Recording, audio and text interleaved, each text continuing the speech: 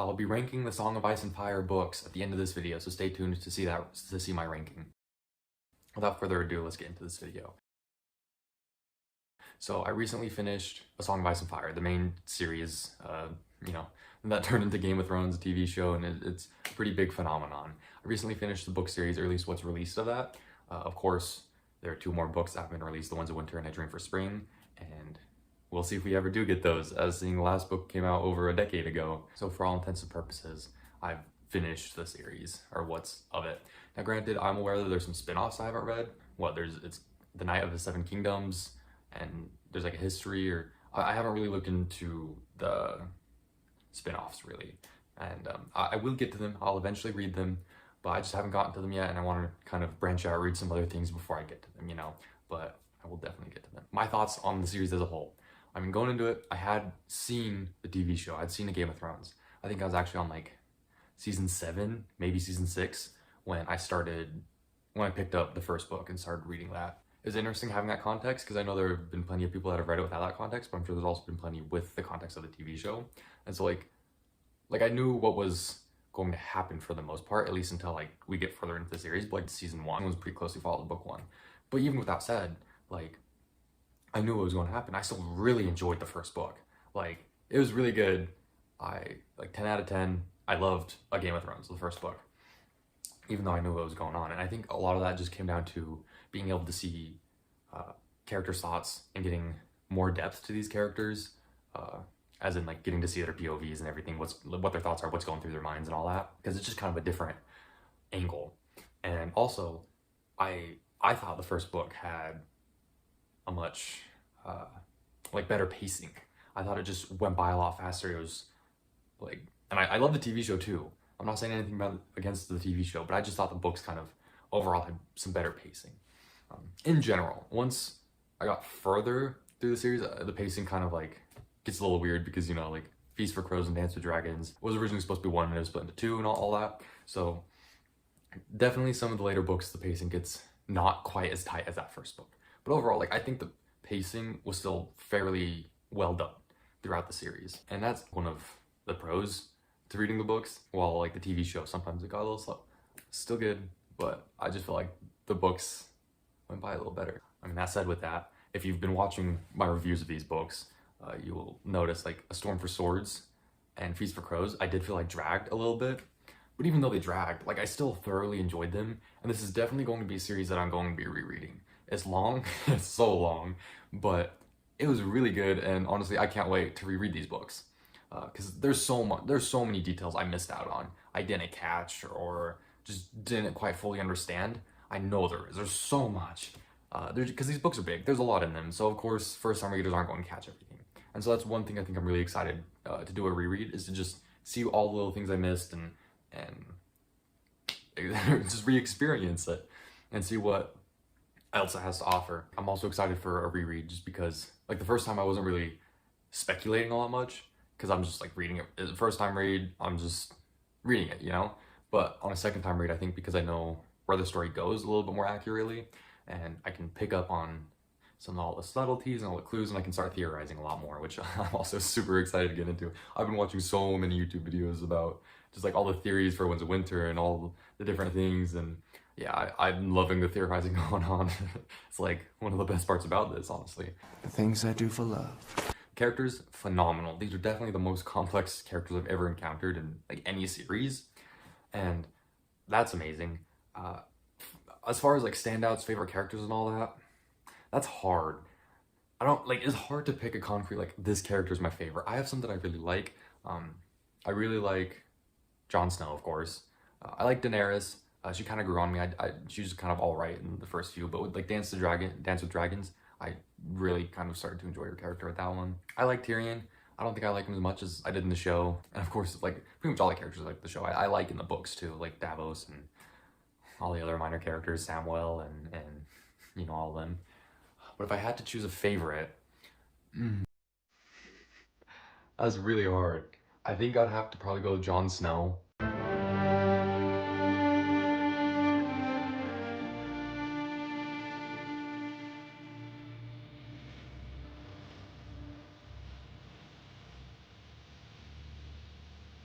I know, such a controversial take. No one likes Jon Snow. I'm kidding. Yeah, right. Like, he's one of the most popular, of course. Um, like, I just really like his character, and the books kind of add a whole new dimension to him, because in the books, he is all about his internal struggle, because he's a bastard, but of course he wants not to be a bastard, and just that internal conflict over his duty versus what he wants, and he's constantly struggling with that. Like, when Stannis offers to make him a Stark, and then he'll be like the King of Winterfell, essentially, and just all that he grapples with that, because he very much wants that, but of course that would contradict his sense of duty, because he's already dedicated himself to the Night's Watch, and he's Lord Commander, and he just can't betray his duty. And I think that's one thing why I like his character so much, because he's very honorable, but in like not a detrimental way. As Ned Stark, he's honorable to a T. He's honorable for the sake of honor, which isn't always the best thing, as we see in the first book with, you know, his head being chopped off. You know, we see where that takes him, and it's because of his being honorable for the sake of honor that gets his head chopped off, because if it wasn't for that, he wouldn't have gone to Cersei and told him what he was doing, and ultimately that's what caused his downfall. I still love Ned Stark as a character, like, he's great, but I think Jon Snow's approach on honor is just more realistic, I guess. Like, Jon Snow isn't necessarily honorable for the sake of honor. He's honor with, like, a purpose, if that makes sense. He dedicated himself to the Night's Watch. He's gonna stick to it. And he did forsake his vows. He, you know, did the dirty with Ygritte. I always struggle pronouncing that name. And, like, that obviously contradicts his Night's Watch vows. You know, he didn't stick to them, like, word for word to the T, but the sense of his vows and staying true to the Night's Watch and all that, like, I think he stuck to, which I think is more important. Like, when you pick your vows, like, word for word, finding all the loopholes, I think you're missing the point, because you should be taking, like, the overall context. And I think that's why I like Jon Snow character so much, because his honor is about that overall picture, I feel like. And I feel like that's how he's different from Ned Stark, which I think it's just why I like his character so much. That said, I feel like I have to talk about Robb Stark, because I feel like, this is something that has been on my mind with these three characters, because Ned Stark, honorable to a T. He gets his head chopped off. And Robb Stark, love his character. Shamed he died, of course. Bro, the Red Wedding, that's a whole nother thing. Robb Stark was very much trying to live up to Ned Stark. And I think Robb was very much trying to emulate being honorable, which is a good thing, especially in this series. But I think Robb also kind of took it to that extreme. He's being honorable for honor's sake. You know, and his whole marrying Jane Westerling, that's her name, right? I might be wrong. But, like, marrying her is, like, honors for honor's sake. Yes, he's going back on his word against the phrase, but he did it because he slipped up, him and Jane did the thing, and so he ends up marrying her for the sake of her honor, which I feel like it's hard to exactly explain this in words, but I feel like that whole thing and Robb's honor wasn't as extreme as, like, Ned Stark's, but it kind of definitely teeters more toward, like, being honorable for the sake of honor, like Ned Stark, and ultimately he pays the price for that. While I feel like Jon is, like, I don't know, the better side. Like, he's honorable not just for the sake of honor, with an actual purpose. And I think his death is also, like, a great part of that, because, I mean, that's a whole thing to get into, but his death is so great to his arc, because he gets the letter from Ramsay, we don't really know for sure, and so he decides to forsake his vows and go after Ramsay Bolton. And he tells the Night's Watch that. And I see this as betraying his sense of honor. Like, he's been honorable up to this point, and now his inner dilemma of, you know, his duty versus, like, what he wants, that we've been seeing throughout the whole series, it finally gets better of him at this moment, and he decides to go after Ramsay, and ultimately that's what gets him killed.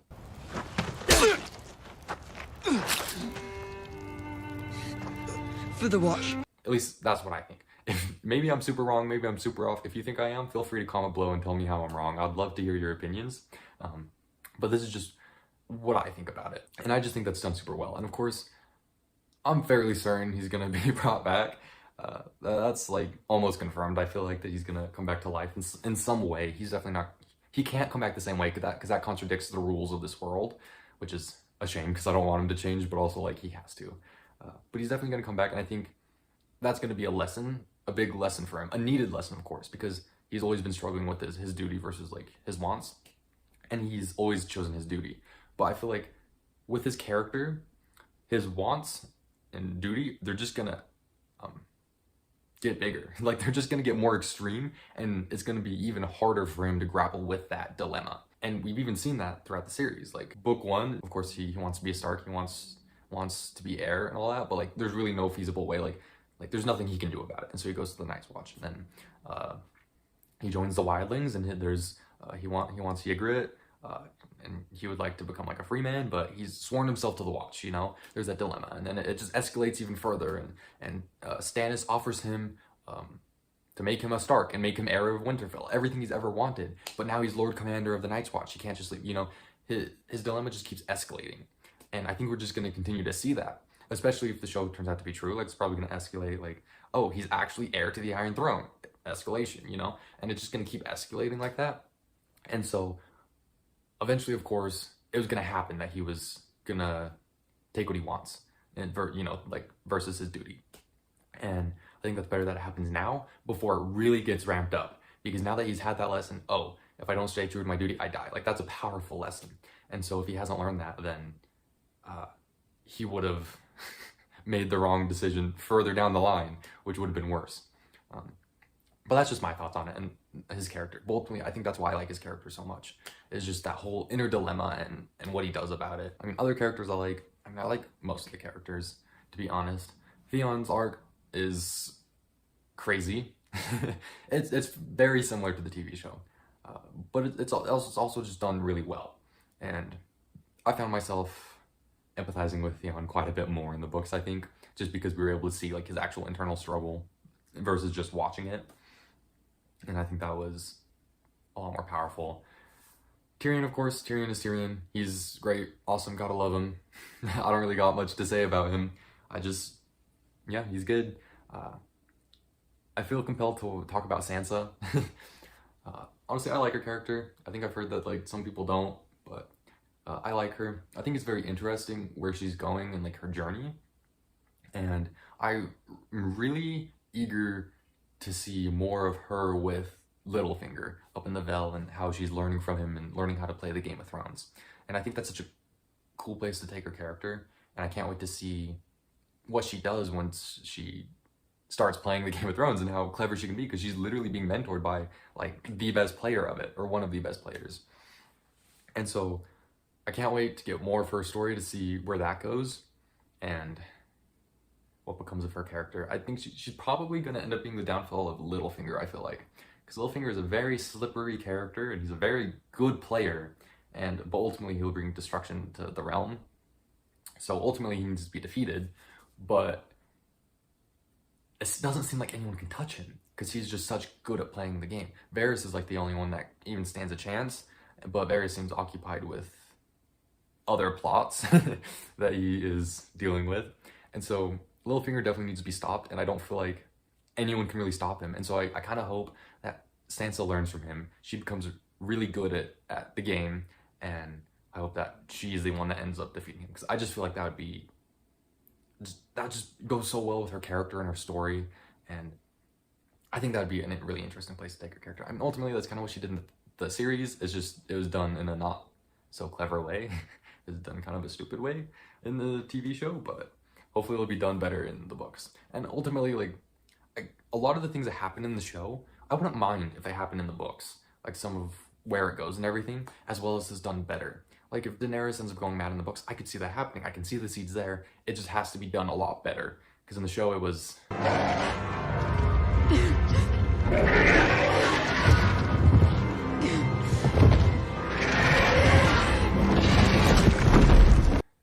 really bad.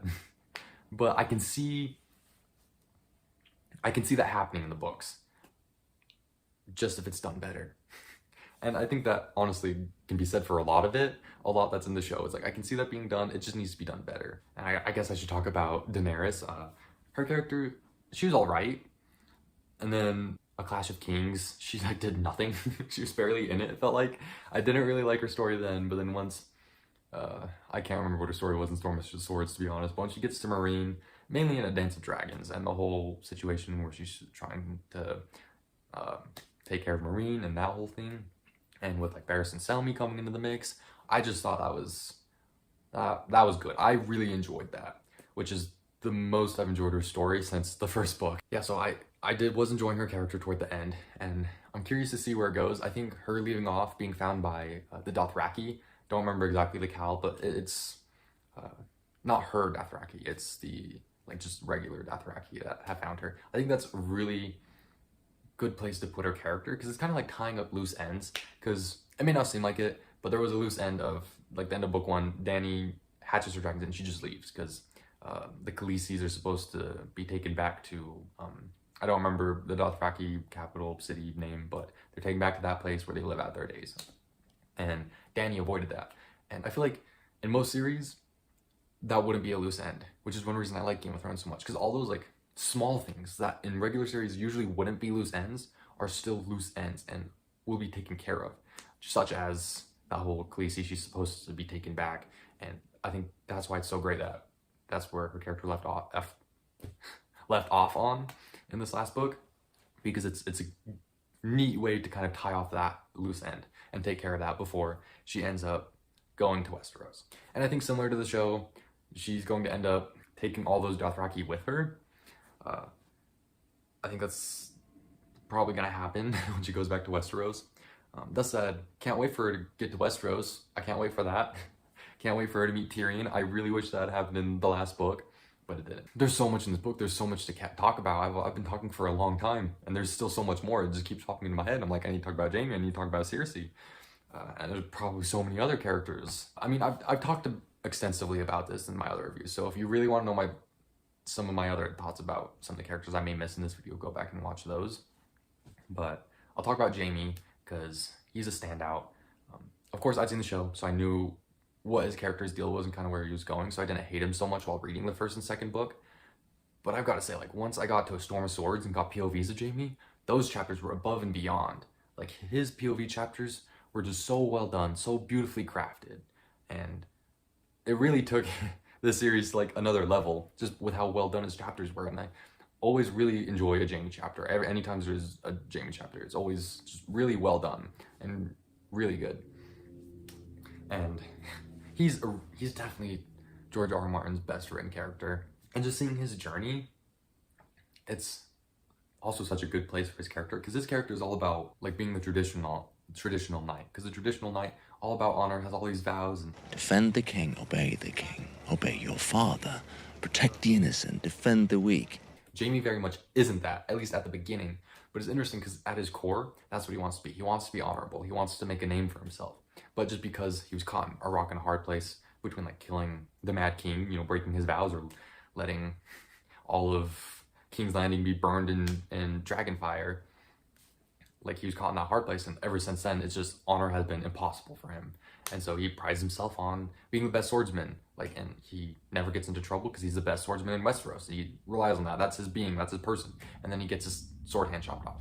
And that was such a clever thing to do with his character, because now that he's missing the thing that he built his own whole like identity around, his whole outside appearance on, is being such a good sword fighter. Now that that's gone, what does he do?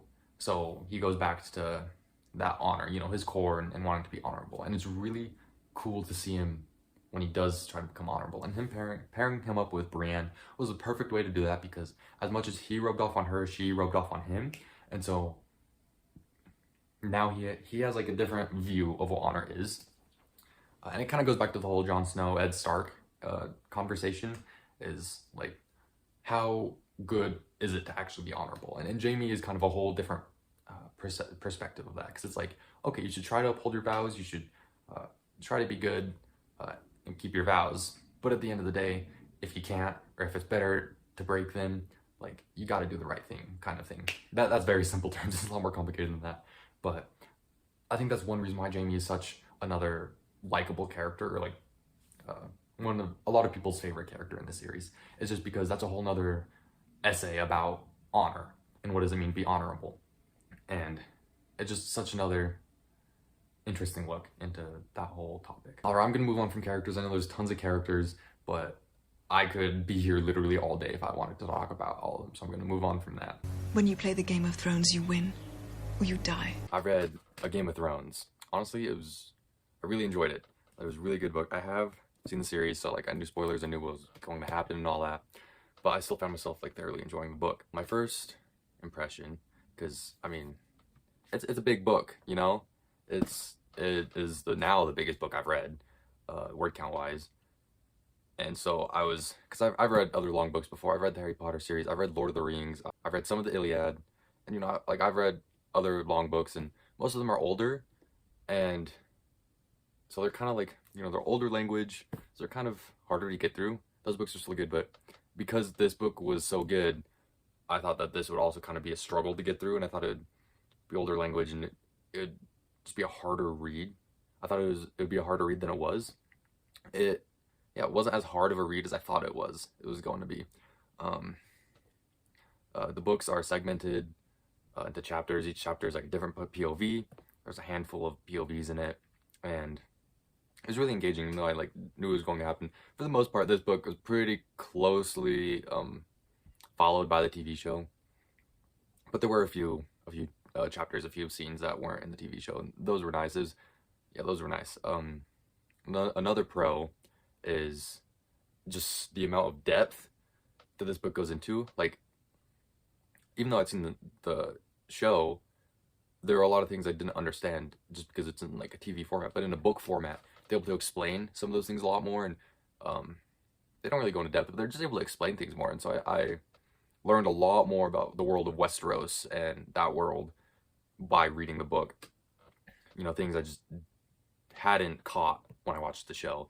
So that was nice, and just like a lot of the backstory and stuff. I also found like, because the show, super good, but you know, it's a slow burn. It's slow, and while watching the show, there are some parts that I feel like, okay, this is going really slow, and some parts in the show feel like they just kind of drag on.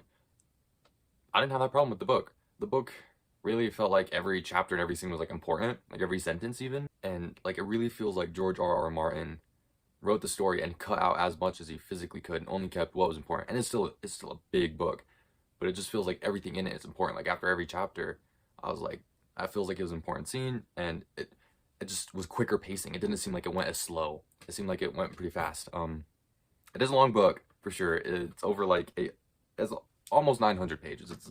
It's a big book. Like I said, it's the longest book I've read. So I got through it relatively quickly. It's definitely not for a beginner at all. If you're new to reading, I wouldn't start with this. Because it took me a good month to read it. And that's like, I would consider that's like fast. That'd be like on average, I would consider that it would take longer to read this. But I read it in about a month. I think that's probably averaging about 50 pages a day, or just under that or something. Probably just under that. But it's a good read. I guess getting into the actual contents of the book, like characters and stuff. George R.R. Martin is a master in his craft. There's a reason the TV show is so popular. The characters they're all different. They're all fleshed out. They're all really good characters that are easy to get invested in. Of course, I already knew the characters, but it's interesting to see like how they're different in the book, because some characters, most characters are at least slightly different in the book. Some characters are even more different. I'm currently reading the next book in the series, and Theon has some POVs in that. He's quite a different character in the book. He's still like the same character, but he's quite different.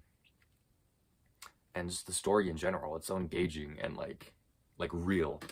It, I mean, it is an adult series, I'm sure most of you know, and because of which they can get away with a lot of violence and sex and adult content. However, I didn't find the book as adult as a TV show. It's still adult for sure, but I'm just because the different mediums, the TV show is like more visual, so it's more adult. The book is adult too, but it doesn't, when it describes those scenes like the violence and sex, it's not as detailed and descriptive as one might think. It really just described what was important and just kind of got on with it. Like, no sex scene really lasted longer than a page, and that was just one thing that was interesting, I think. yeah, it is a good book. I definitely recommend to anyone that wants to read it. But like, it is a long book. Just beware of that. But it's really good, and I very much enjoyed it, and I definitely recommend it. You don't drink it for the flavor, to be honest. I read Clash of Kings, second book in A Song of Ice and Fire. Just like the first book, this one was also really good and longer. I read this one about a month. I think I might have read it faster than the first book. It's really good though. With the first book, the first book is pretty close. Like, the first season of Game of Thrones pretty closely followed the first book, and even though it's still good, it was like, okay, I kind of know this already. I've experienced it. It's all kind of like, it's not really a surprise. But with this one, it starts to, well, there are a few differences. Aren't like a ton. The main skeleton of the story and everything is still pretty similar to the second season of Game of Thrones. But the main difference is the actual war, the War of the Five Kings, it's called, is, well, a lot more happens in the war, and there's a lot more battles to it, and just a lot more concerning that war that the TV show wasn't able to include because of budget restraints and time constraints, I think. But so it was nice to see more in that war. Like, it was an actual war, with actual battles and everything, and that's probably the biggest highlight of this book, is actually being able to see the war play out a bit more, and just understanding some more of the story and what happens.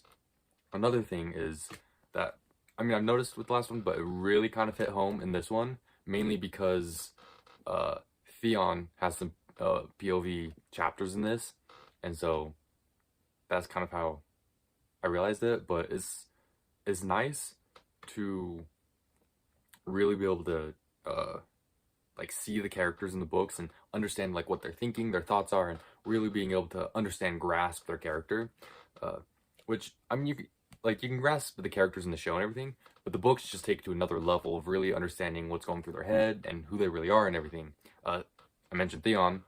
He's probably the greatest example of this, because in the TV show, he's really just portrayed as like pathetic, which he still is, but being able to read his POV in the book and everything, there's a lot more to his character, and there's a lot more to understand than just, oh, he's kind of a pathetic character. In the book, he's not really portrayed as pathetic. He's more portrayed as lonely, like a lone wolf, because, you know, he's taken in by the Starks as like a captive, kind of, you know, like a prisoner. And so his whole arc is, because he's able to go back to his people, able to go back to the Iron Islands, but his whole arc is like, oh, are you really a Greyjoy, or are you actually a Stark? And so, like, his people don't really, like, they don't respect him or anything, because they don't know him. He's been gone for 10 years or whatever, and as far as they're concerned, Theon's a Stark instead of a Greyjoy. And so it just really goes into Theon's perspective of that, and how that really makes him feel like isolated, and like he needs to earn their respect, and all that. Which, yes, the show does too, but I'll just say the show portrays it in a more pathetic light, and the book is more like understanding. But it was really great read, and pretty much everything I've got to say about the first one, I could probably say about this one too. Characters, like, George R.R. Martin is a master at his craft. His characters are phenomenal, and they have so much depth to them, and it's amazing. I guess another thing I would say is each of like the plot lines in this book really feel like unique and distinct, and they don't really feel like they drag on or are just kind of repeating the same thing, which the show does a little bit, nothing terrible. But the biggest part of this is probably Tyrion and Shay's arc, because in the show it kind of just starts to follow a pattern, but because there's so much that needs to happen in the book, and they only have, like, I don't know, just under 1,000 pages to tell it, they don't get as much screen time. They just have the necessary moments. They have the necessary moments with Tyrion and Shay, and they don't have anything extra, and the pattern with them doesn't, like, keep repeating. It's kind of like, it happens like twice. You're like, okay, I get their relationship with each other, and then, like, you know, it spends the rest of its time on other characters with other storylines, and, you know, it's just really wise. It's really, George R. R. Martin is really good at balancing each of the storylines and making sure none of them get too dull or boring, and keeping them all interesting.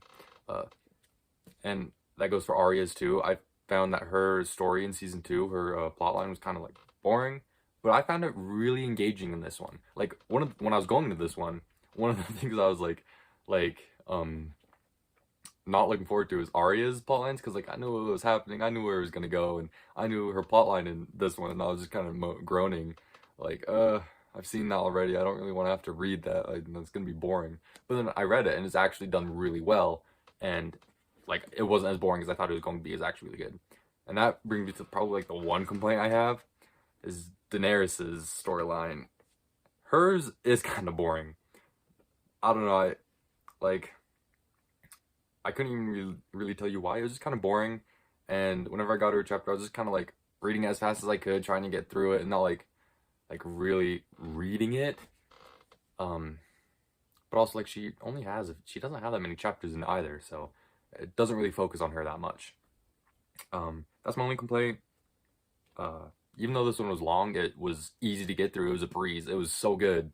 Like, I genuinely really enjoyed this, and I definitely recommend to anyone that wants to start reading, or anyone that's even a fan of the show, read the books. Like, I highly recommend it. They are so good, and they really just give you more depth of the world of Westeros and more knowledge and all that. And so I highly recommend this book. The Iron Throne is mine, by right.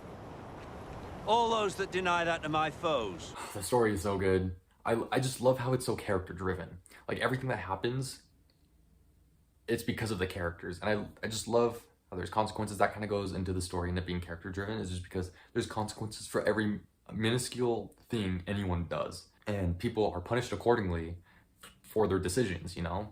Like Robb Stark forsaking marrying a different woman, and then the Red Wedding, which is that I should probably make that a whole topic in and of itself. And there are just such consequences, and it's so daring, as a lot of other series really aren't. Like, characters have plot armor in other series, and minuscule things don't really have a big consequence, and characters aren't really punished in other series and stuff. In this one, it just flips all that on its head. Every character is punished. There's consequences for the smallest of choices, and everything matters. No one has plot armor. No one's safe. Like, you have to be smart or skilled. Like, if you're alive for a reason in this world. And I think that's one of the main appeals to this series, is just all that realism that's added into this. Like, now when I read or watch anything else, I just can't help but thinking, like, you know, the character will do something, and I just can't help but thinking there should really be some bigger consequences to that choice that the show or book just doesn't address. So that's one thing that's probably always going to be ruined for me since reading this series, but no worries. I think that's probably a good thing. And that's just what this makes this story so good, is because of those consequences and everything. And it's because there are actual consequences to every single decision. Because of that, it makes the story character driven, and it takes it in so many different ways that you could have never guessed, just because of all those consequences. Like, it takes so many twists and turns, and that's part of the reason why this story is so good, is just because it's, at its core, it's character driven. Of course, it's a lot more complicated than that, as this whole series is a big series. There's 5 books out, each of them pretty much 1,000 pages, and there's still 2 more on the way. So there's a lot in these books. It's not a simple series at all. It's very complicated, which I enjoy. I mean, Star Wars is like my favorite franchise ever, especially the prequels. That's kind of what I grew up with, and all the politics that happen in those, for as much as the prequels get hated on for those politics, because I grew up with that in the Clone Wars. I very much like politics in, like, the media I consume. And so, like, Game of Thrones is all politics, pretty much. That's all it comes down to, is the politics for wanting the throne and all that. And so I'm a sucker for that. I love all those politics and all of that. I don't remember the point I was making with that, but it's very political, and I like that.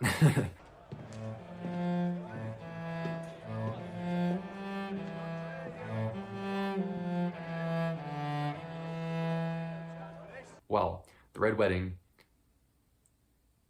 that was something. Never seen that ever before. ever in all of fiction. Ever. And you betcha when I watched that in the TV show, it hurt me. It hurt my soul. I mean, if you've seen my Attack on Titan video, you'll know that there's only 2 times in all of fiction where I've had that feeling, where I've actually, like, it hurts my soul. The Red Wedding is one of them. The other happens in Attack on Titan. You can watch my Attack on Titan video for that. But, like, there's just no other way to describe this event, the Red Wedding, because I didn't know anything about it. The only thing I knew was that there was an event called the Red Wedding. All I knew. And it hurt my soul, like, because I watched it firsthand. And after I watched it, I couldn't watch another episode. I had to put my phone away. I was actually at work at the time. But I had to put my phone away and get up. I took a bathroom break, but I had to just take a break. I just had to what was that? I was like, what was it that I just watched? That was crazy. And I think the testament that something can make me feel that way, where it literally feels like it hurts my soul, the testament that it can do that just shows how great of a story this is, how great the characters are, how skilled the author is, and just overall how amazing this series is. Because I obviously have to be attached to these characters to feel that way. And it's just such a big event that I've never seen anything like it before. And it's just really well done. As terrible as it is, damn, that was awesome. And of course I watched it first. So of course when I was reading the books, I knew it was going to happen. I knew it was going to happen in the 3rd book. And while reading the 3rd book, I was very much prepared for that. So much so that once I actually finally got to the chapter that it happens, I almost, I had to, distance myself. I kind of distanced myself from the story because I didn't want to get hurt again like I did while watching it. And so I can't really say whether the show or book was better, just because I had to distance myself while reading it, because I did not want to feel that way again, because it hurts. It's such a powerful scene, and it's so terrible.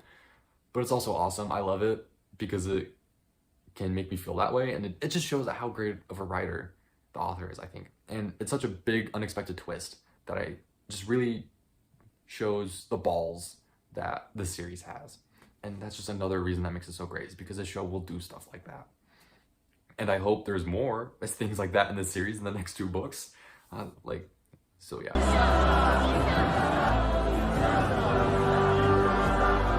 I've read the 3rd book in the Song of Ice and Fire, A Storm of Swords.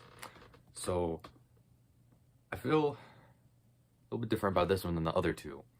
I love the other 2, and I love this one too. It's a good book, but I feel pretty divided on it. So let's start with the bad.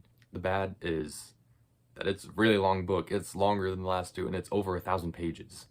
It's really long, and as where the last books, it kind of flew by and I didn't really feel its length. The length kind of caught up to it in this one. Mainly is in the first half. I felt like the first half dragged a little bit.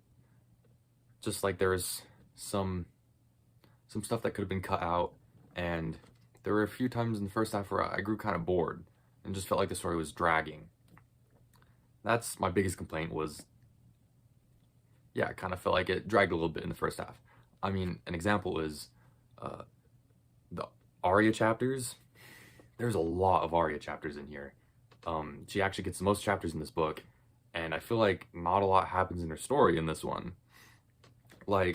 She's found by the Brotherhood or whatever it's called, and then they're like, okay, we're gonna go take you to Beric Dondarrion. And then it's 3 Arya chapters after that they finally meet. Beric Dondarrion. And all the chapters in between is kind of does really need to be in here? Okay, yeah, they're traveling. Okay, they stopped by some random house. Okay, I don't know, I don't even remember all what happened in those chapters. I kind of blanked them out because it just kind of seemed unnecessary. And her story seemed like it just kind of dragged. And Arya actually has the most chapters in this book out of everyone. Yeah, that's my biggest complaint, is the first half kind of drags. And I really, because it's also really long, over 1,000 pages. I feel like maybe the author could have gotten rid of 100 pages maybe. I feel like it just would have gone a bit quicker, just because it did drag in the first part. So that's kind of what I didn't like about this. But fortunately, that's really all the bad. So now, let's get to the good. So I said it dragged in the first half. yeah, the first half kind of dragged, but once you get to, it's about the halfway point. Once you get to like the red wedding, and that's about at the halfway point. Once you get there, the story just explodes and just keeps going like just hits you with important events like the red wedding, the battle on the wall against the wildlings, Joffrey's wedding, and Tyrion's trial all happen in this book. And so like once you get to those, it hits you like one thing after another, like bam, bam, bam, with like huge events in the story. And so really, once you get to the halfway point, it really picks up. And once you get there, it's a breeze, and it's a lot bigger of a story. But yeah, so like it dragged in the first part, but also like the stuff that's good about this book is so good, and is like for an example, the Jaime chapters. This is the first book Jaime gets POV, and anytime it was a Jaime chapter, I was like hooked. Like every single one of his chapters is so good, and some of the best stuff in the series, and like some of the best stuff I've read. Period. Like what is good in this book is really good, but just the stuff that isn't so good is not so good.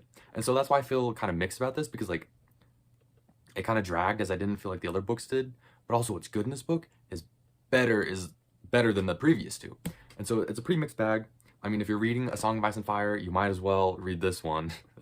You might as well just read them all. Like it doesn't, the bad isn't so bad that you shouldn't read the series. If you're already reading it, read this one. Like it's a blast. Once you get to the halfway point, it is really good and picks up. Also, this one kind of, it deters from the show a bit more than the last, and I've heard that as the series goes on, it differs from the show more and more. But this one, I guess it kind of started to feel it, because in the show, this book is season 3 and 4, which I wasn't expecting, because there are 2 more books, and they ran out of source material after season 4, so I'm like, I was not expecting all of this to happen in this book. This kind of goes with the dragging, but it kind of seemed like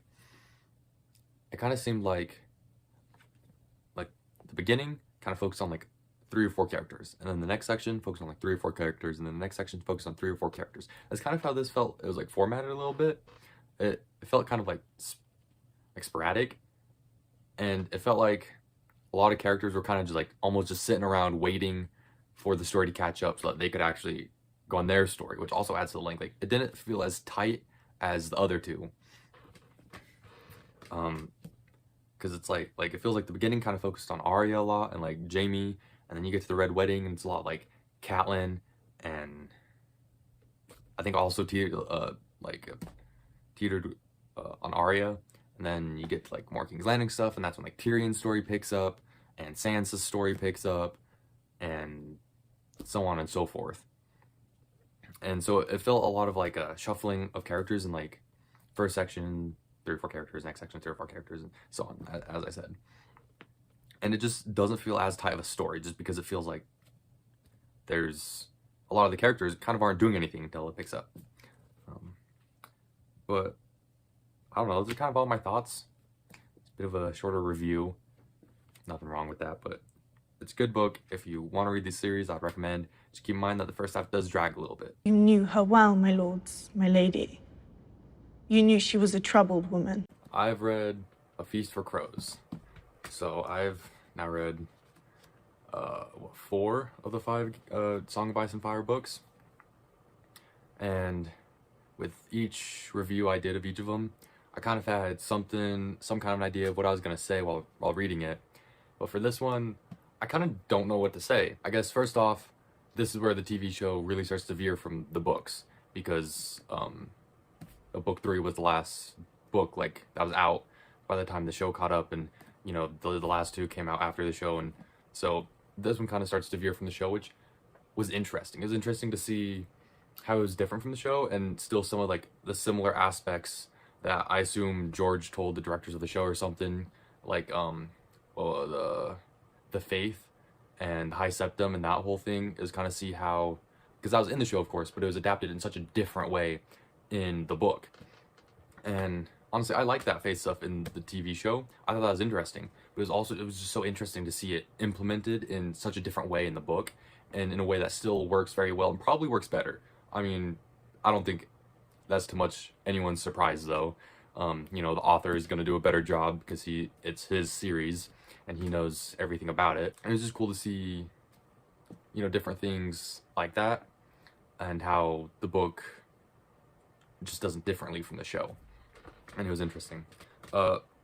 Overall, the full book, I think is definitely my least favorite book that I've read so far in this series. As the last one kind of dragged in the first half, I didn't really feel like this one really dragged. It didn't really drag. It was just, I just found it kind of boring. But I don't know. I don't know where it was, but it got to a point where I was like, oh, you know, where I started to enjoy it. It's still like I didn't enjoy it as much as the other ones, but it did get to a point where I'm like, okay, I'm enjoying this now. You know, this isn't as boring. And honestly, I think I found it so boring because, as I'm sure many of you know, A Feast for Crows and the next one, A Dance with Dragons, George actually split the viewpoint. So only half of the characters are in this one, and the other half are in the other one. And I think in general, the characters in this one are some of my more like least favorite characters in terms of like I'm not as interested in reading their stories, and I'm more bored reading their stories just because they're not, you know, they're some of my more least favorite POVs. My favorite POV was Arya, definitely. It's just she doesn't have a lot of chapters in this, but she was definitely my favorite POV. I liked Samwell's. I think Cersei has definitely carried them. She had the most. And I really had a hard time reading hers just because I really do not like Cersei. Like in the show or the books, she's like, I do not like her. And so reading her POVs were, you know, kind of harder to get through just because like I don't really like her character. I just don't like her, and so it's definitely harder to get through. And like one thing, like Jaime in the last book, his POVs were amazing. I loved his. And in this book, like, they're still good. I still love his character. It's just, like, he didn't seem like he had as much to do in this one. I mean, like, in the beginning, he watches over Tywin's burial or, you know, until the funeral. And then it seems like he just doesn't really do anything until Cersei sends him to Riverrun? Yeah, Riverrun to take it back from the Tullys. And you know, once he got to Riverrun, it was like, oh, or once he started traveling, it was like, oh, okay, now this is good. But just until then, it was like, it didn't really seem like he had tons to do, which was a shame. And that's probably the biggest thing. It seemed like a lot of characters didn't really have a lot to do in like this kind of second quarter of the book or so.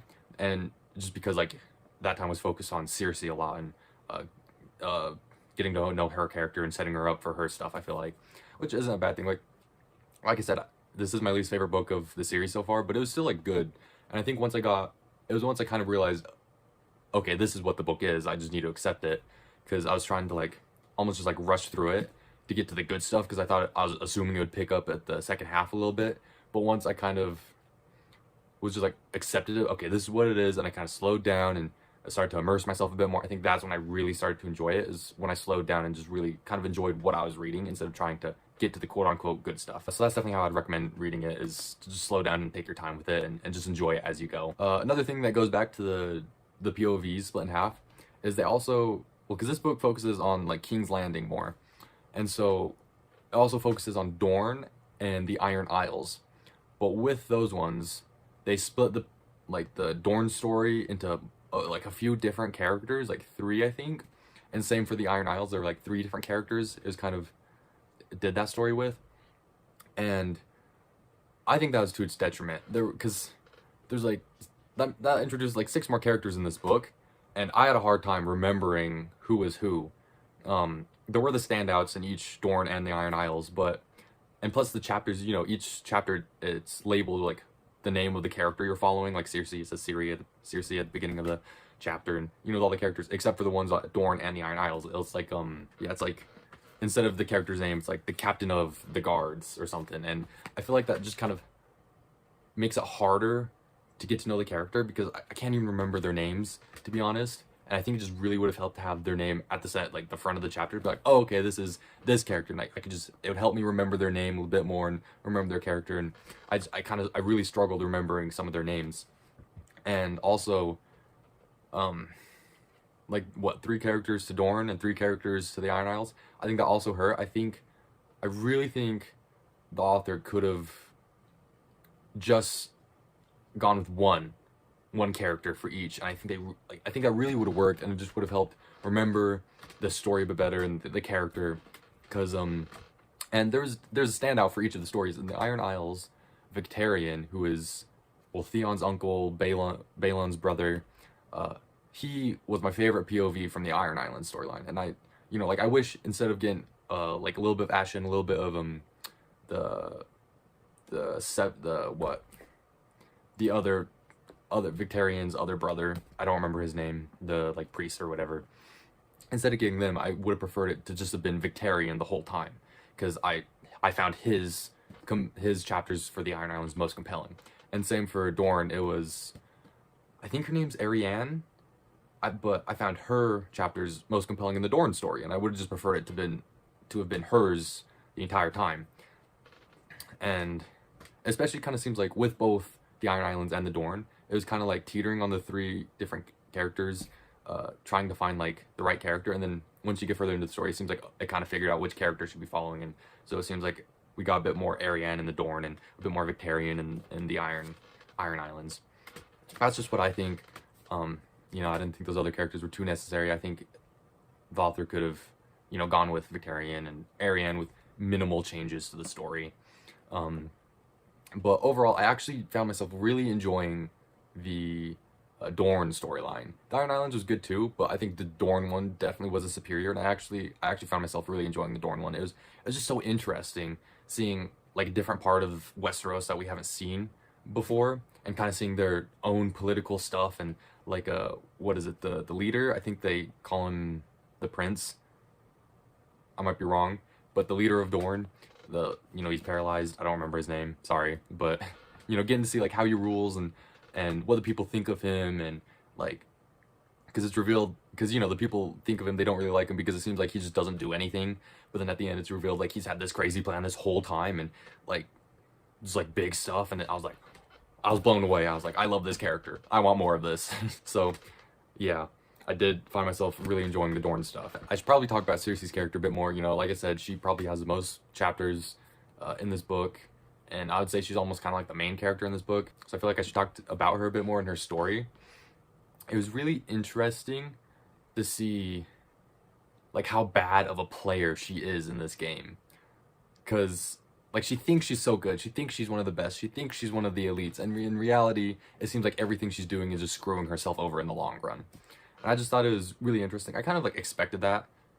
That's how I felt about her character even before I started reading this one, just like from watching the show and what I've learned from her in the previous books. I'm like, oh, she's not really as good of a player as she thinks she is, and then her POVs in this just confirmed that belief.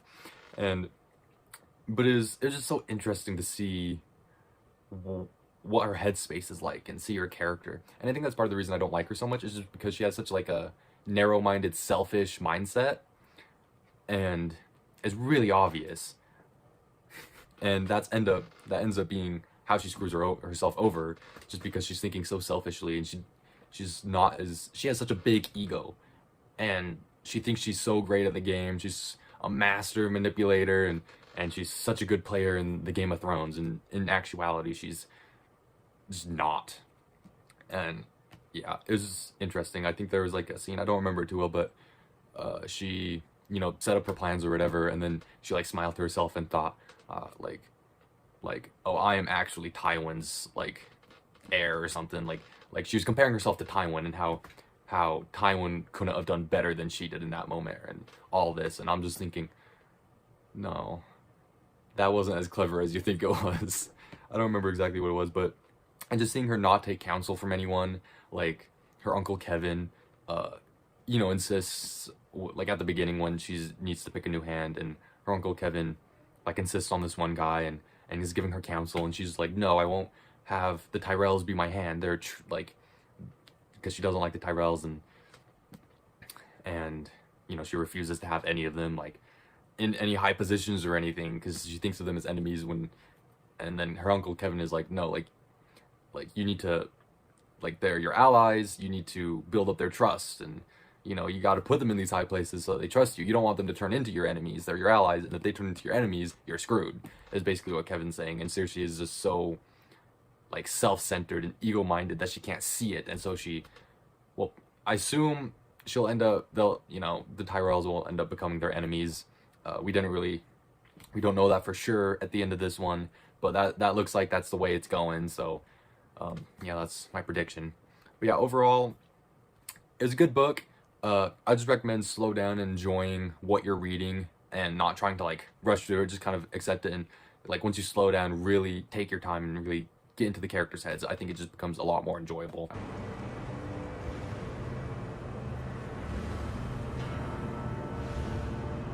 Okay, last thing I'll talk about before I get to the ranking.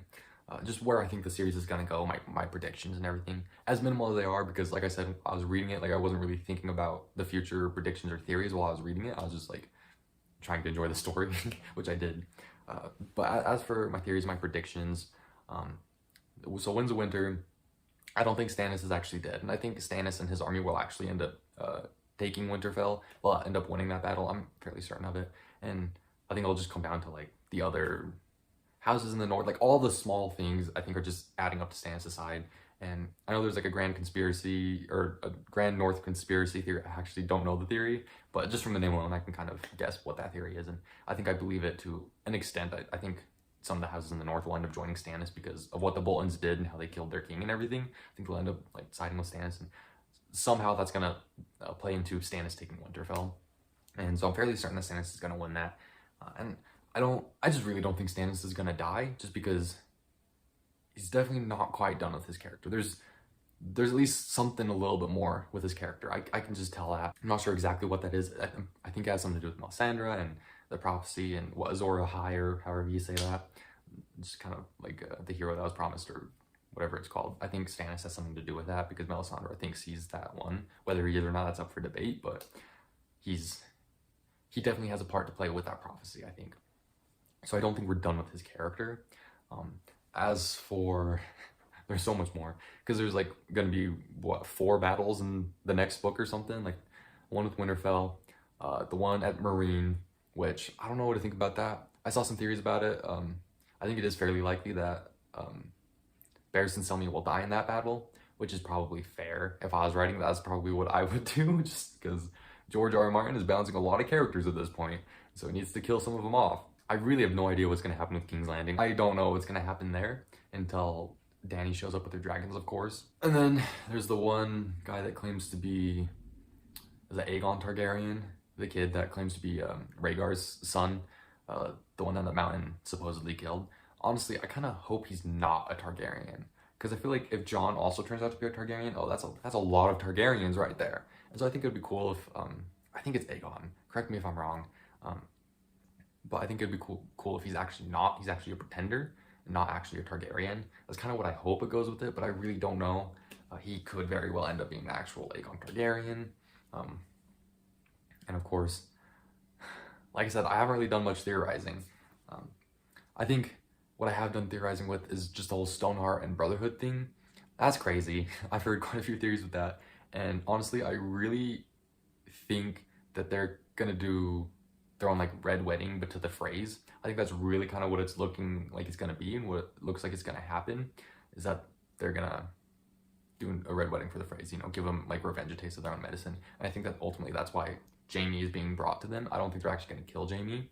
I think they're gonna use him to implement in that plan, because the wedding, because the Freys are gonna have a wedding. I think it's one of the Freys to some Lannister, and so of course if they can use Jaime, get Jaime on their side and use him to their advantage, they can do like a Red Wedding on them. So ultimately, that's kind of what I think they're up to. We really haven't seen much of them. They've kind of been in the background this whole time, and I think that's almost more proof that they're gonna do this, because they're purposely put in the background so that we're not aware of this plan, I think. But ultimately, I think that's what's gonna happen. The Freys are definitely gonna probably all be killed in some way, though. They're gonna be punished for breaking guest right and all that. Like, there's no way they're not. By the end of the series, probably the House Frey will probably be completely destroyed, and some other house will have to take the towers that they have. And then Dany will come back to Westeros with their dragons and her armies, and the White Walkers are gonna come, and yeah, that's about all my predictions I have, to be honest. On my second read, I'll definitely be looking at a lot more of those clues and theorizing a lot more. So I finally finished A Song of Ice and Fire. Finished the last book in the series, at least that's out. Hopefully ones will be released eventually, right? Well, I read A Dance of Dragons. This video is a little bit longer because I wanted to take more time with this book to just kind of really enjoy it and experience it and see what it has to offer. If you watched my Feast for Crows review, that's something I learned with that one was once I kind of started taking my time with it and really just delving into it, I just started to enjoy it a lot more. And so that's what I wanted to do with this one. So I gave myself an extra month to read it, and I'm really glad that I did that because it let me take my time a little bit more and just immerse myself with the story. And I could take it like one page at a time. I could take it a lot slower. And I think that really led me to enjoy it a lot more. Instead of trying to finish it for the sake of finishing it, I was able to just really enjoy every page I was reading and every POV and every character, and yeah, I was just able to enjoy it a lot more, is what I found. Downsides of that though is I feel like I don't remember a lot of, like I remember it, but I have to go further back in my memory to recall like the first half of the book, and even by the time I'm recording this, I finished it about a week ago or just under a week ago, so I have to like search a lot further back in my memory to try to recall for this video. Overall, I really enjoyed the book. I know a lot of people, it's like Dance for Dragons and Feast for Crows are like the bottom of their list, and okay, I can see why. And Dance for Dragons definitely isn't like the top of my list. I think I'll make another separate ranking video in the future, but I think it was still good. I still really enjoyed this, even the Feast for Crows. Once I started to kind of slow down with that one, I really enjoyed these last two. And I think that's the best way to kind of read the series, is just because, I mean, they're two books that aren't released and might not ever be released.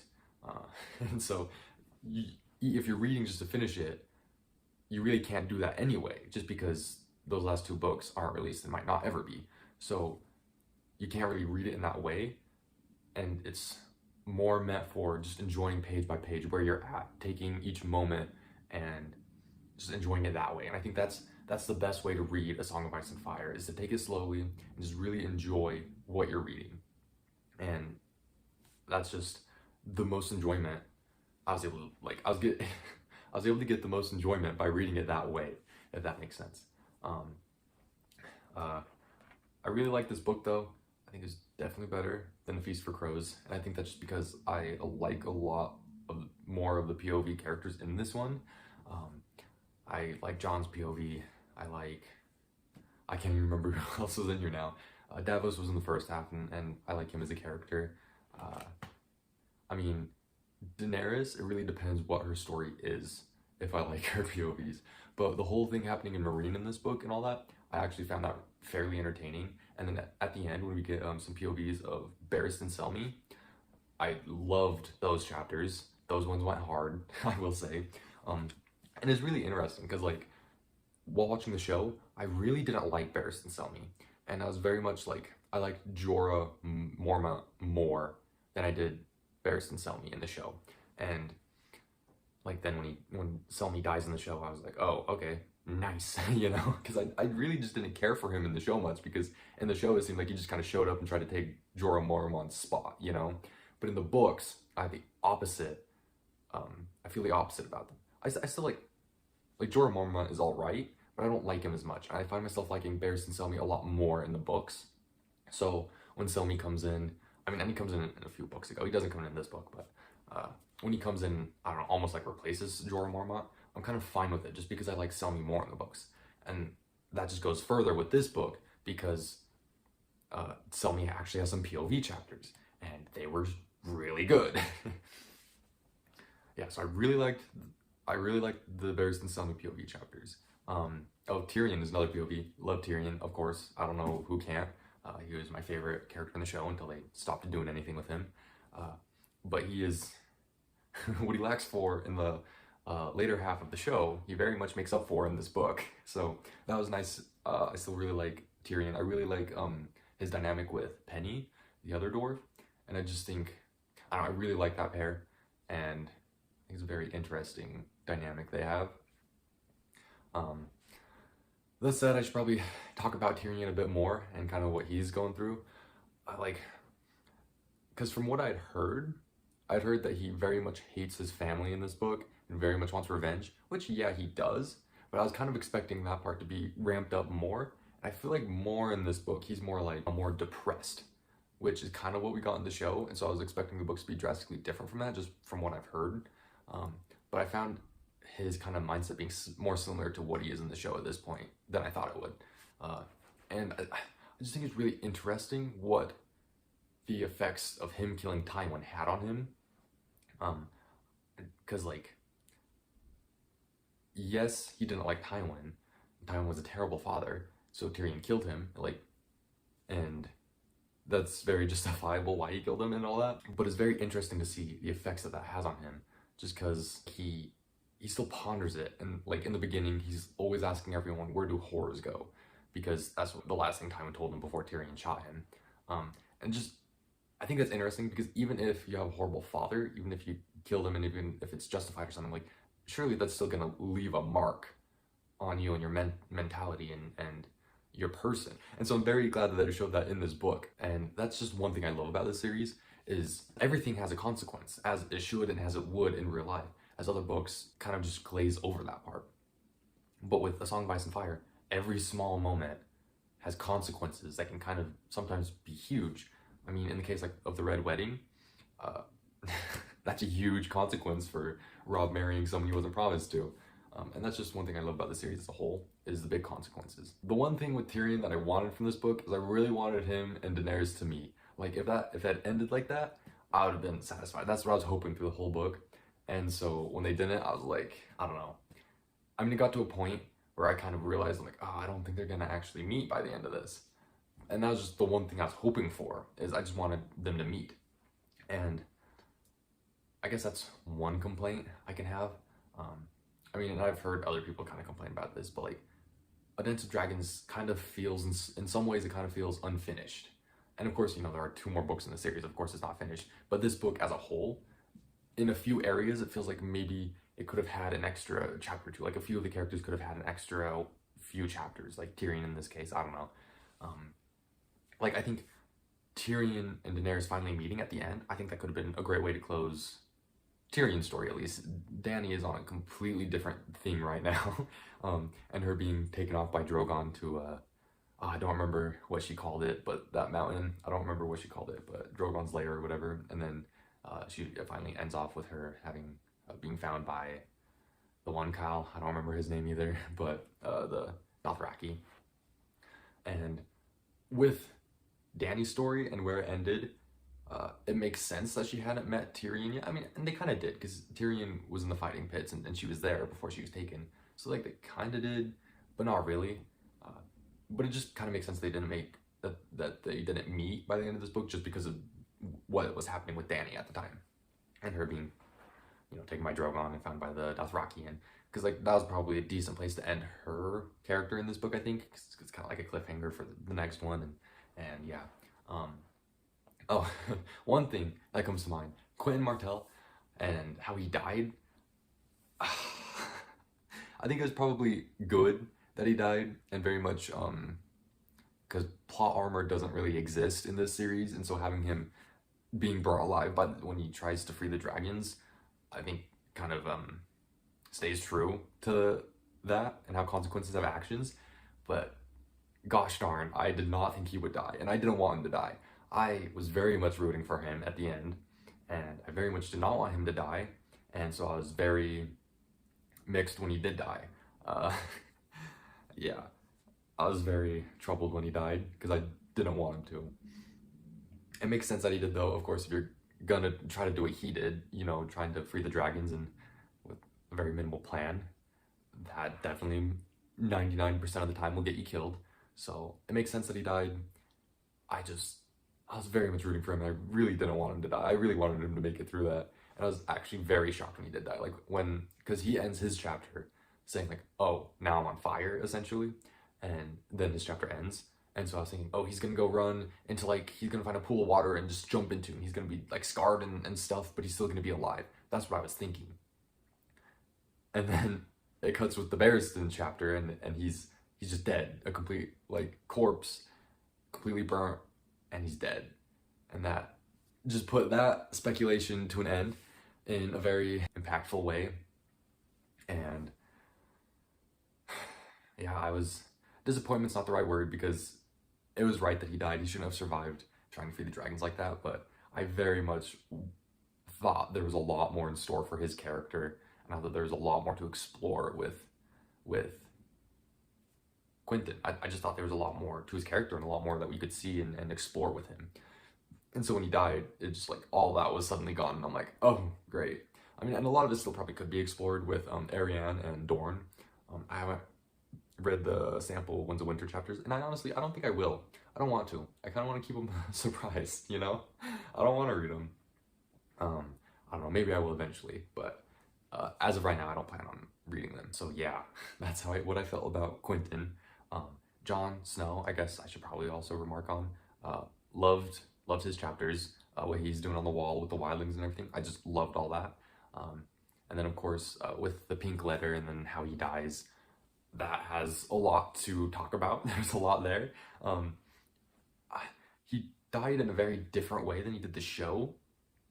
And while it was still good in the books, I hope this isn't a hot take, but I think it was better in the show. I hope that's not a hot take. How it was executed in the show, and they're both very similar. I think if the show added one or two details, like if the show added the pink letter or John's last word being ghost, I think that would have solidified how he died in the show. But it was just like, I don't know, so sudden in the books. I mean, and I knew he died, because I'd seen the show. Two, I've like heard bits and pieces about the book series. You know, I've tried to avoid spoilers, but I can't avoid them all. And I guess it wasn't concretely confirmed that he died in this book. Like, it wasn't totally spoiled for me, but using context clues, I could kind of figure out, yeah, I'm pretty sure he dies at the end of this book. But yeah, back to it being like sudden in the books. I feel like it was sudden just because what he talked to the men of the Night's Watch and the wildlings, saying how he's gonna go after Ramsay, and then he goes out and there's a whole thing going on with the giant. Don't remember the giant's name. And then it's just like all of a sudden, like this guy's knife and he slits Jon's throat. And I actually had to go back and read that because I just wasn't expecting it.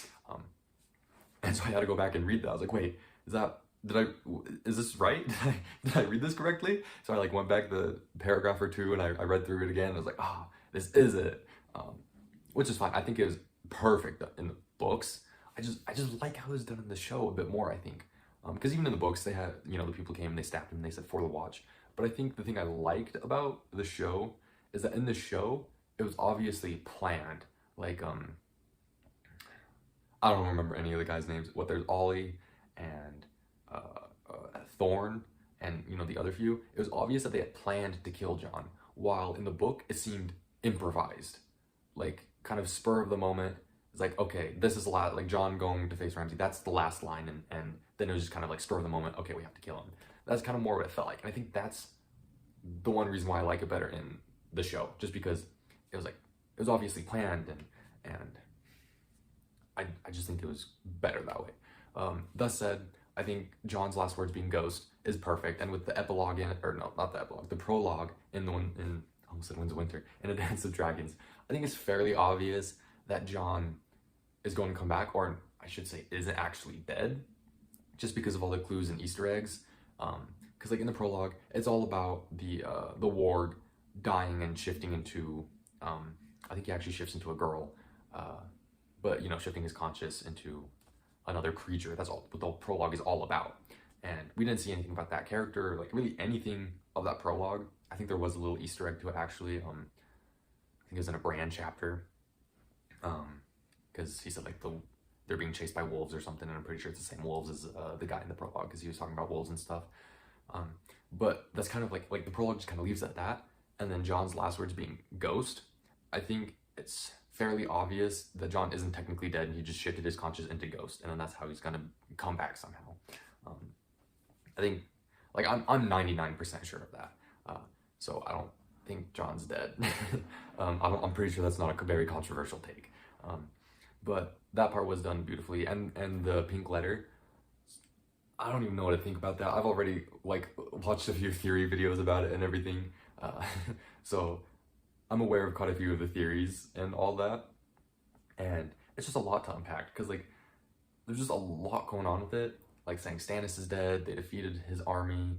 Ramsay wants Reek and his wife back, and calling John like bastard. I mean, because there's speculation of who actually wrote it and what and there's actually true. Personally, I kind of think Ramsay actually wrote it, and I just think not everything he said in it is true. I don't know, there's plenty of things to indicate that Ramsay didn't write it because like the letter was different from the previous two Ramsay had sent, and like the seal was different. It was just a blob of pink wax and it wasn't stamped or anything. And him saying like bastard a ton, because it's mentioned that Ramsay doesn't like the word bastard, so you'd think he wouldn't really use it either. So there is plenty of evidence to suggest that it wasn't Ramsay that actually wrote it. Personally, I think it was Ramsay. Like maybe there are some probably simple explanations why those things don't match up with his previous two letters. But just because like looking at everyone, it could have been like there's Ramsay, it could have been Stannis, I guess. It could have been Mance, maybe. Or I've seen some people suggest what's his name? Is it Manderly? I think. And yeah, it could be any of the, okay, it can't be Stannis. I'm positive it's not Stannis. That just does not seem like a Stannis move to write a letter like that. As he's like, I mean, because Stannis is like tactically genius with war and battle and all that. But when it comes to like kind of personal manipulation and tricks and deception, that doesn't really strike me as Stannis's work. And so I think I kind of think it's Ramsay, and just some of the information is wrong. Like I don't think Stannis is dead. I think Stannis is actually going to win Winterfell, which is everything that's happening up there, which I guess is another thing I should probably talk about entirely. But yeah, with the pink letter, I think Ramsay wrote it and just got some things wrong. Whether those were intentional or not, who's to say? Perhaps we'll never find out. But yeah, yeah, I guess up in Winterfell now, one thing I liked about the pink letter is it kind of confirmed Mance being there. Maybe it confirmed that Mance was there beforehand and I just missed it, but because like, you know, the people start dying in Winterfell, and this is all from Theon's perspective, like one by one, people start dying, and it's pretty mysterious as to how they're dying, and pretty random, and then they're like those girls that Theon is talking to, and it's, I don't know, seems pretty likely that they're doing it. And basically while that whole thing was happening, inside I was just thinking like, it's Mance, Mance is here, it's Mance. And so the pink letter kind of confirmed that it was Mance and his spear wives, and so I was like so happy about that. Like I got it right, I knew it was Mance. And I mean, I guess it's not like outrightly confirmed that he was the one that was killing all of them, but I think it's fairly obvious that he killed like all of them except with the one Frey boy, what was it, Big Walder Frey, I think that's the exception where it might not have been Mance, and I think there's possibly another party at play with that one. So yeah. But I just think the Winterfell stuff is so interesting, just because I feel like there's so much going on in there. Because like, I mean, Mance ended up being there. Stannis is going to attack it, and then what's his name? Manderly, is that the right one? He's got his whole plot to betray the Boltons, and because he like sent Davos to, I think Davos was gonna go find Rickon, is what I think. Yeah, but I just feel like there's so much going on in the north, and I'm so interested in that because I don't think the Boltons stand a chance. I think there's just so much going on that, like, there's just so many sides that are secret and unknown to the Boltons, and I think it's just all gonna come crashing down on them, like from all fronts. You know, you got Stannis, you got Manderly, and I'm sure there's probably a little bit more there.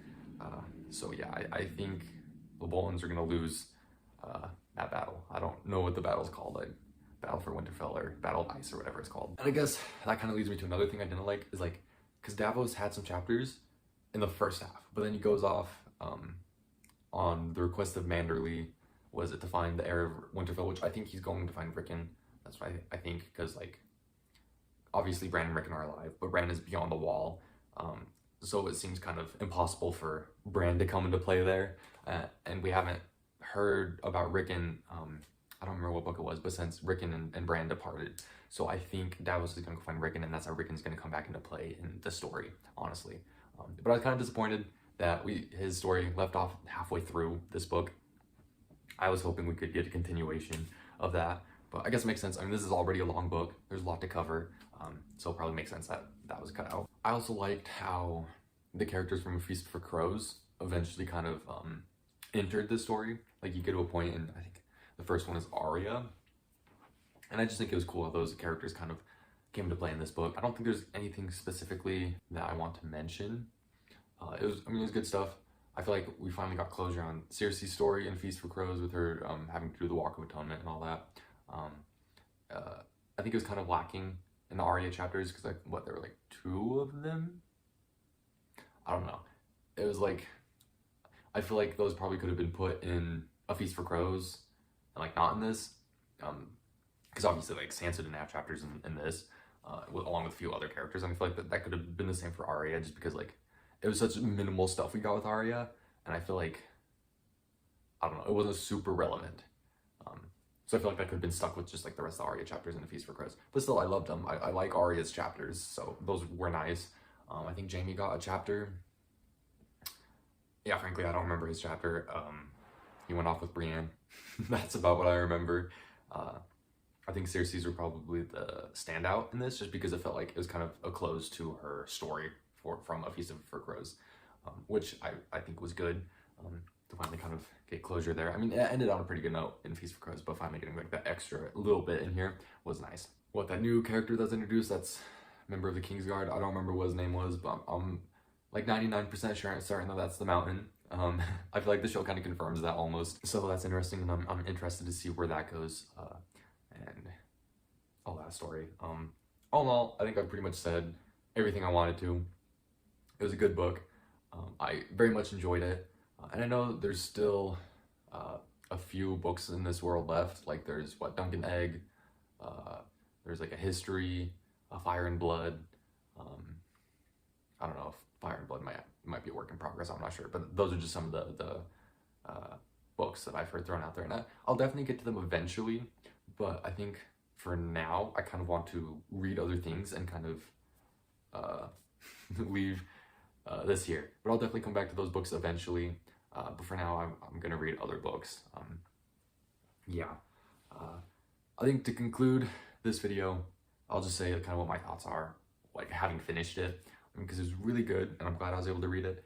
But now, like, having finished the series, having finished The Song of Ice and Fire, besides the 2 that haven't come out, it's, I don't know, left me in a very interesting place. Because, like, as soon as I finished it, I found myself, like, missing it. Because it's such a big series, of course, and it takes anyone who reads it a long time, a substantial amount of time. I read pretty closely to a book a month. That's, what, 5 books, 5 months, almost half a year that I've been reading this. Actually, no, it has been half a year, because I took 2 months with this last one. So I've been reading this for 6 months, so I've been in this world for a long time. And so finally having finished it and being done with it feels really strange. And it left me in a place, like, almost like, I don't know what to do anymore. Like, what am I supposed to read? Like, nothing I read is going to come close to this. How can I read another book again? I don't know, just overall missing this series.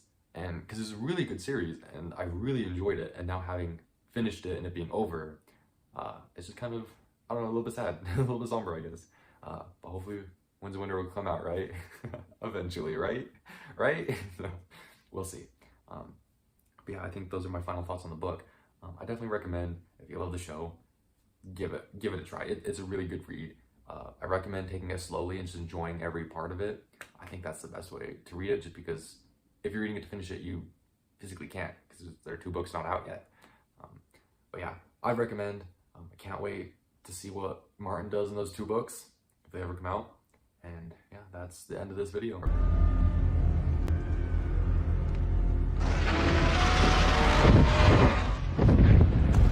Honestly, this is hard.